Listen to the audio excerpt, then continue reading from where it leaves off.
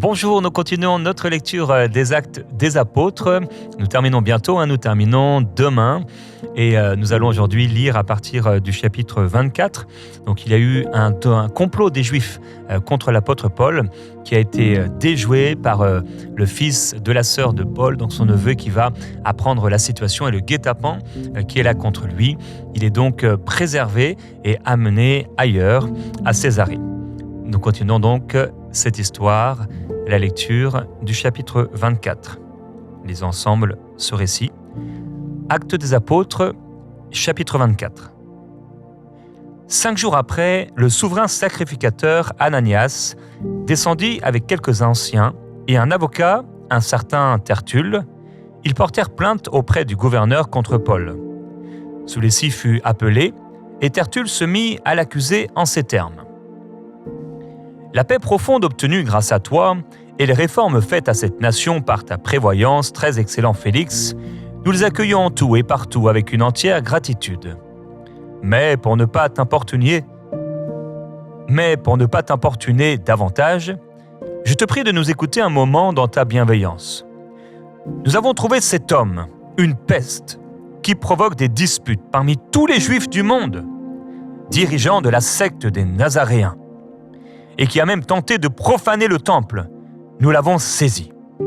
Nous avons voulu le juger selon notre loi, mais le tribun Lysias est survenu et avec une grande violence l'a tiré de nos mains et a ordonné à ses accusateurs de venir devant toi. Tu pourras toi-même l'interroger et prendre connaissance de tous ceux dont nous l'accusons.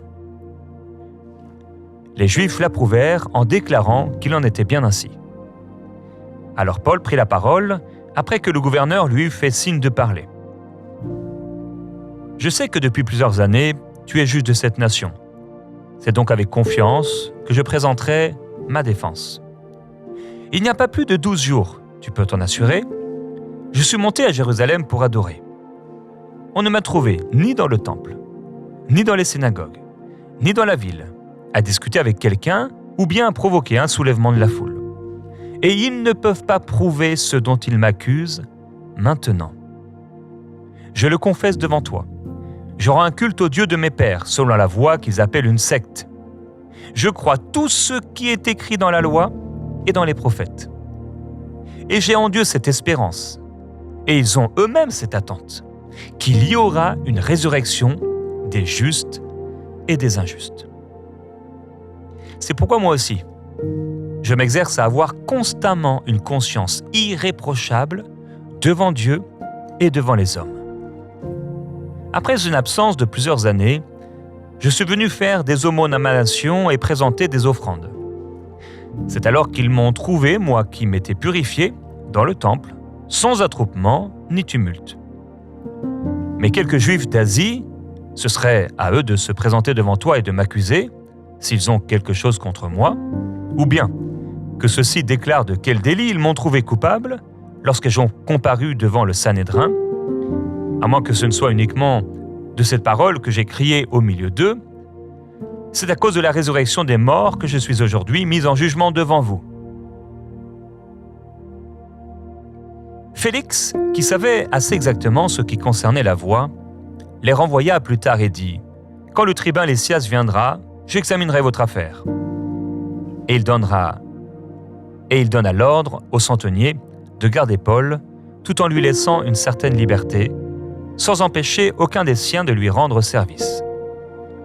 Quelques jours après, Félix vint avec sa femme Drusille, qui était juive, et il envoya chercher Paul. Il l'écouta au sujet de la foi en Christ Jésus. Mais, comme Paul discourait sur la justice, la maîtrise de soi et le jugement à venir, Félix, saisi de crainte, lui dit « Pour le moment, tu peux t'en aller. Quand j'en trouverai le temps, je te rappellerai. » Il espérait aussi que Paul lui donnerait de l'argent. C'est pourquoi il l'envoyait chercher assez fréquemment pour s'entretenir avec lui.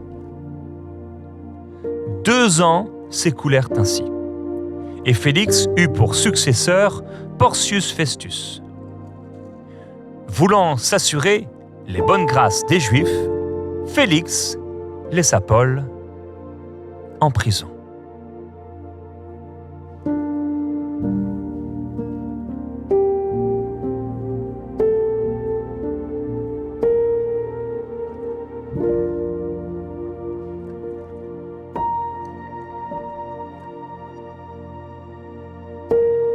Actes des Apôtres, chapitre 25. 3 jours après son arrivée dans la province, Festus monta de Césarée à Jérusalem. Les principaux sacrificateurs et les notables d'entre les Juifs portèrent plainte auprès de lui contre Paul. Ils le sollicitaient à cet effet et lui demandaient, comme une faveur, de faire venir Paul à Jérusalem. Ils préparaient un guet-apens pour le tuer en chemin. Festus répondit que Paul était gardé à Césarée et que lui-même devait partir sous peu. Que ceux d'entre vous, dit-il, qui le peuvent, descendent avec moi, et s'il y a quelque chose de mal chez cet homme, qu'ils l'accusent. Festus ne séjourna pas plus de 8 à 10 jours parmi eux, puis il descendit à Césarée. Le lendemain, comme il siégeait au tribunal, il donna l'ordre d'amener Paul. Quand celui-ci fut arrivé, les Juifs descendus de Jérusalem l'entourèrent et portèrent contre lui de nombreuses et graves accusations qu'ils n'étaient pas capables de prouver. Paul disait pour sa défense « Je n'ai péché en rien, ni contre la loi des Juifs, ni contre le temple, ni contre César. » Festus, qui voulait s'assurer les bonnes grâces des Juifs, répondit à Paul « Veux-tu monter à Jérusalem pour y être jugé là-dessus devant moi ?» Paul dit « Je me tiens devant les tribunaux de César, et c'est là que je dois être jugé. Je n'ai fait aucun tort aux Juifs, comme tu le sais toi-même fort bien. Si j'ai des torts, et si j'ai commis quelque action digne de mort, je ne refuse pas de mourir. Mais s'il n'y a rien de vrai dans leurs accusations contre moi, personne ne peut me livrer à eux, j'en appelle à César. » Alors Festus, après avoir délibéré avec le conseil, répondit « Tu en as appelé à César, tu iras devant César. »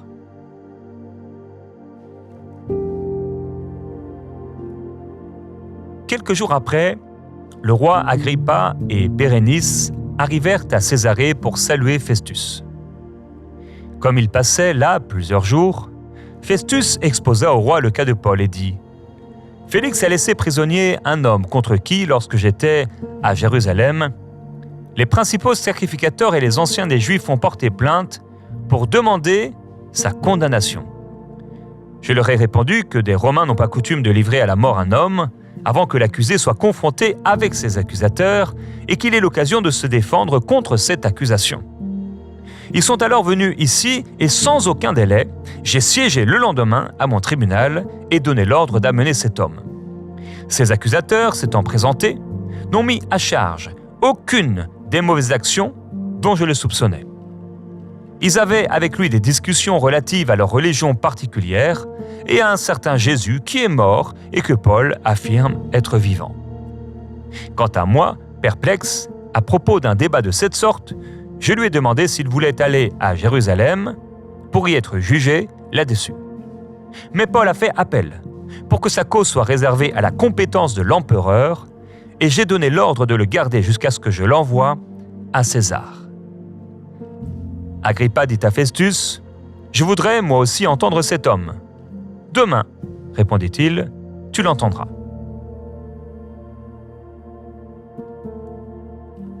Le lendemain donc, Agrippa et Bérénice vinrent avec beaucoup d'apparat et entrèrent dans la salle d'audience avec les tribuns et les gens haut placés de la ville.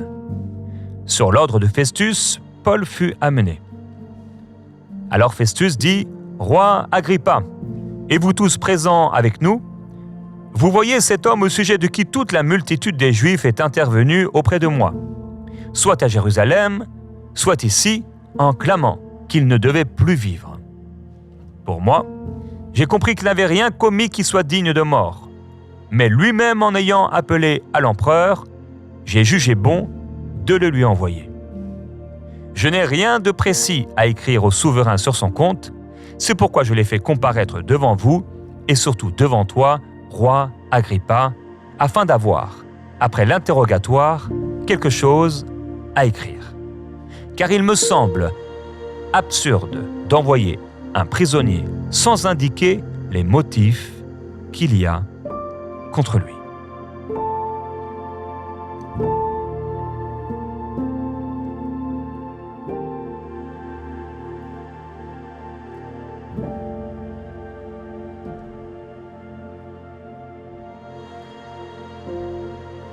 Actes des Apôtres, chapitre 26.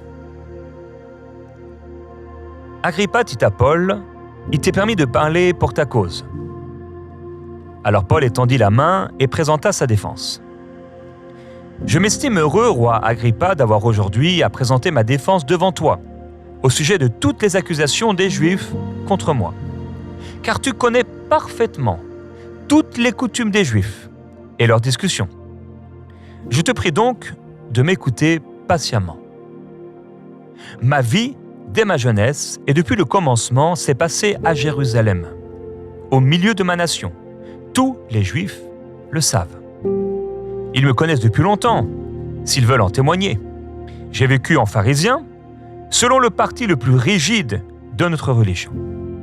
Et maintenant, je suis mis en jugement à cause de l'espérance en la promesse faite par Dieu à nos pères, et dont nos 12 tribus, qui rendent un culte à Dieu sans relâche, nuit et jour, espèrent atteindre l'accomplissement. C'est pour cette espérance, ô roi, que je suis accusé par les Juifs. Quoi ? Jugez-vous incroyable que Dieu ressuscite les morts ? Pour moi donc, j'avais pensé devoir m'opposer très activement au nom de Jésus de Nazareth. C'est ce que j'ai fait à Jérusalem. J'ai moi-même enfermé dans les prisons beaucoup de saints, après en avoir reçu le pouvoir des principaux sacrificateurs, et quand on voulait les faire mourir, j'apportais mon suffrage. Et souvent, dans toutes les synagogues, pour les punir, je les forçais à blasphémer. Dans l'excès de ma fureur contre eux, je les persécutais même jusque dans les villes étrangères. À cet effet, je me rendis à Damas, avec les pouvoirs et la permission des principaux sacrificateurs. Vers le milieu du jour, ô roi, je vis en chemin briller autour de moi et de mes compagnons de route une lumière venant du ciel, plus brillante que le soleil. Nous sommes tous tombés par terre. Et j'entendis une voix qui me disait en langue hébraïque, « Saul, Saul, pourquoi me persécutes-tu ? Il est dur pour toi de regimber contre les aiguillons. » Je répondis, « Qui es-tu, Seigneur ?» Et le Seigneur dit, « Moi, je suis Jésus que tu persécutes. Mais lève-toi et tiens-toi sur tes pieds, car voici pourquoi je te suis apparu. Je te destine à être serviteur et témoin des choses que tu as vues de moi et de celles pour lesquelles je t'apparaîtrai. Je t'ai pris du milieu de ce peuple et des païens vers qui je t'envoie, pour leur ouvrir les yeux, afin qu'ils se tournent des ténèbres vers la lumière et du pouvoir de Satan vers Dieu, et qu'ils reçoivent le pardon des péchés et un héritage avec ceux qui sont sanctifiés par la foi en moi. En conséquence, roi Agrippa, je n'ai pas désobéi à la vision céleste, mais à ceux de Damas d'abord, puis de Jérusalem, dans tout le pays de Judée, puis aux païens. J'ai annoncé la repentance et la conversion à Dieu, avec la pratique d'œuvres dignes de la repentance. Voilà pourquoi les Juifs se sont emparés de moi dans le temple et ont tenté de me faire périr. Mais, grâce à la protection de Dieu, j'ai subsisté jusqu'à ce jour. Et je rends témoignage devant les petits et les grands, sans rien dire en dehors de ce que les prophètes et Moïse ont déclaré devoir arriver. C'est-à-dire que le Christ souffrirait et que, ressuscité le premier d'entre les morts, il annoncerait la lumière au peuple et aux païens. comme il se défendait ainsi, Festus dit à haute voix : « Tu es fou, Paul ! Ta grande érudition te pousse à la folie !»« Je ne suis pas fou, très excellent Festus, » répliqua Paul. « Ce sont, au contraire, des paroles de vérité et de bon sens que j'exprime. Le roi est instruit de ces faits. Je lui en parle ouvertement, car je suis persuadé qu'il n'en ignore rien. Puisque ce n'est pas en cachette que cela s'est passé. Crois-tu au prophète, roi Agrippa ? Je sais que tu y crois. » Et Agrippa dit à Paul : « Encore un peu, tu vas me persuader de devenir chrétien. » Paul répondit : « Que ce soit pour un peu ou pour beaucoup, plaise à Dieu que non seulement toi, mais encore tous ceux qui m'écoutent aujourd'hui, vous deveniez tel que je le suis, moi, à l'exception de ces chaînes. » Le roi, le gouverneur, Bérénice et ceux qui siégeaient avec eux se levèrent et, en se retirant, se disaient les uns aux autres : « Cet homme ne fait rien qui mérite la mort ou les chaînes. » Et Agrippa dit à Festus : « Cet homme aurait pu être relâché s'il n'en avait appelé à César. »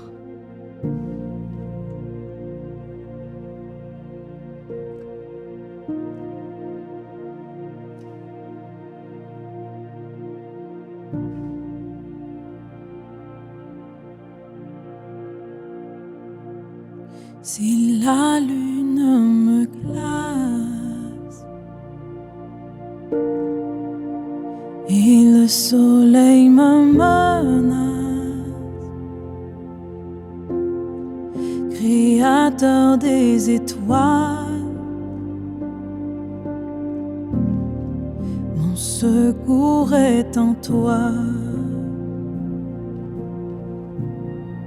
Si mes larmes ruissellent et que mon pas chancelle, Créateur de la terre, mon secours est en toi.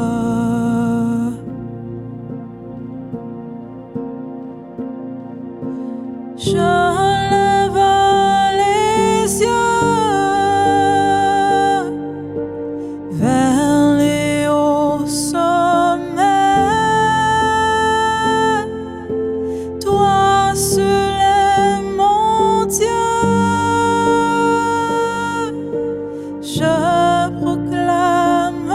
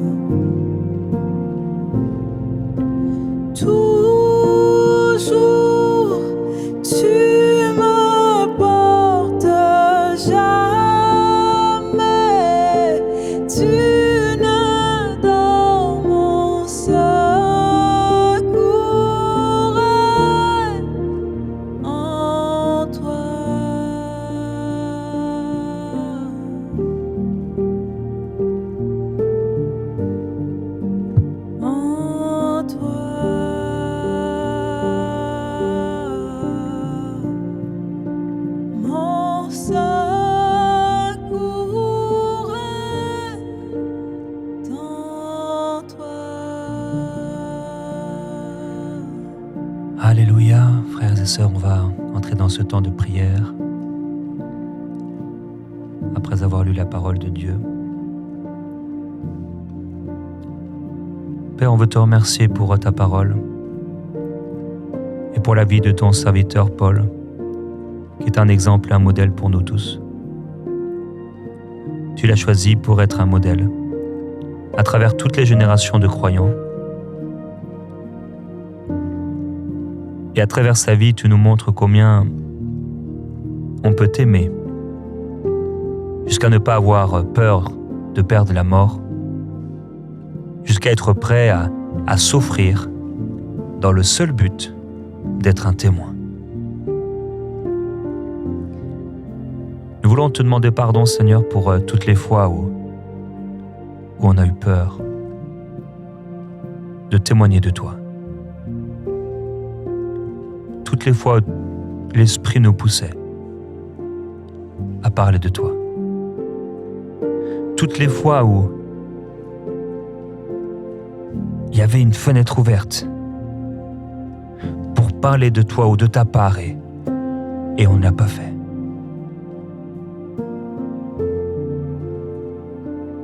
Seigneur, pardonne-moi. Pardonne-nous. Quand on lit ces paroles, on voit un autre modèle.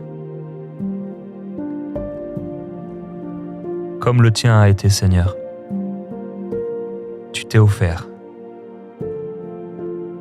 jusqu'à la croix, jusqu'à la mort de la croix, pour accomplir la volonté du Père. Et je prie pour mes frères et mes sœurs, pour moi-même, afin que nous puissions être des témoins de Jésus-Christ partout autour de nous. Tu as envoyé ton serviteur, d'homme politique en homme politique, de responsable en responsable religieux et chef religieux, afin qu'il annonce, afin qu'il témoigne, afin qu'il proclame la bonne nouvelle de l'Évangile. Et il l'a fait. Encore et encore. Avec persévérance. On comprend pourquoi il a pu dire à Timothée qu'il n'y a pas de soldat en campagne qui s'embarrasse des affaires de cette vie, s'il veut plaire à celui qu'il a enrôlé. Père, nous prions que notre cœur soit tout entier à toi et que nos vies soient tout entières pour toi. Et même au milieu des vacances ou même au milieu du repos, continuer à accomplir ta volonté. Et parfois même c'est là. C'est exactement là, parfois en voyage. C'est exactement là, parfois dans une ville nouvelle, dans un endroit nouveau, dans un lieu nouveau même, peut-être même parfois dans notre ville. Une rue nouvelle. Qu'on fait une rencontre. Qu'on croise quelqu'un. Que quelqu'un s'adresse à nous. Et que cette personne est envoyée par toi pour entendre le message de l'Évangile.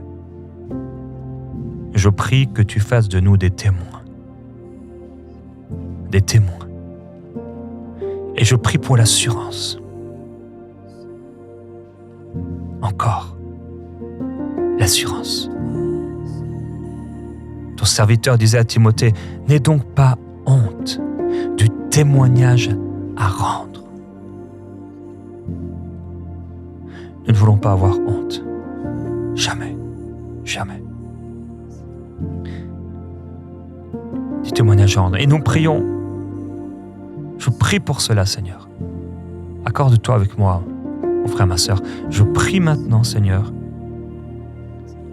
comme tu l'as fait tant de fois, s'il te plaît, que tu organises des rencontres divines et que tu attires à nous des hommes et des femmes qui ont faim d'entendre, qui ont soif d'entendre la bonne nouvelle de l'Évangile.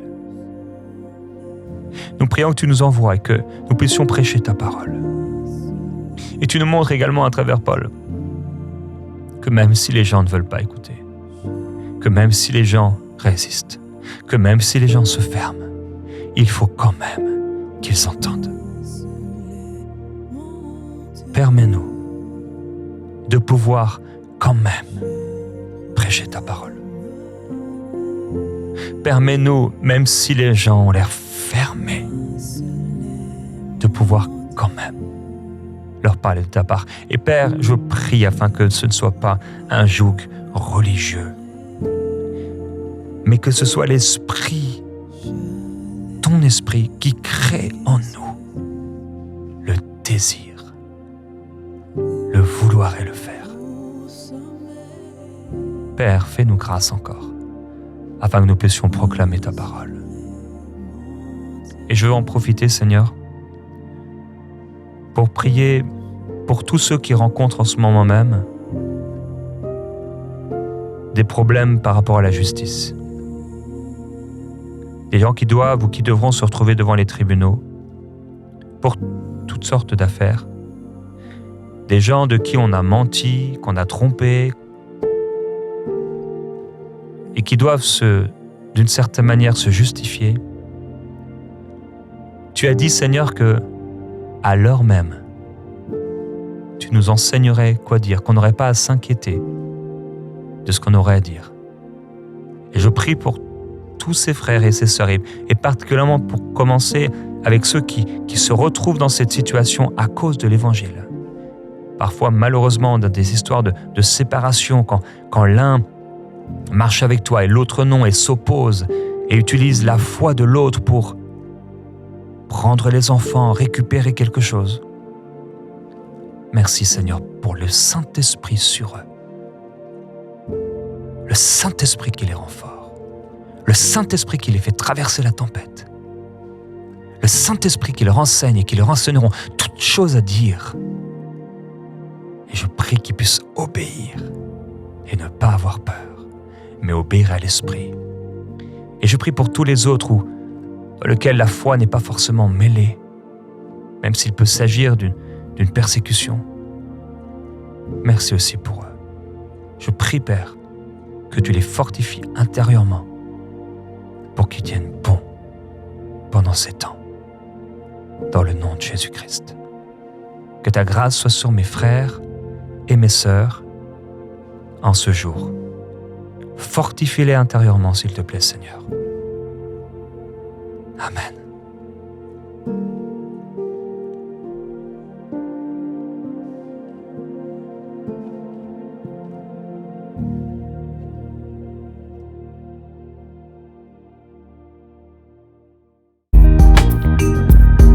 Merci à tous nos précieux partenaires grâce auxquels cette émission a pu être réalisée. Vous aussi, rejoignez la grande famille des partenaires d'EMCI TV en faisant un don sur emcitv.com/don.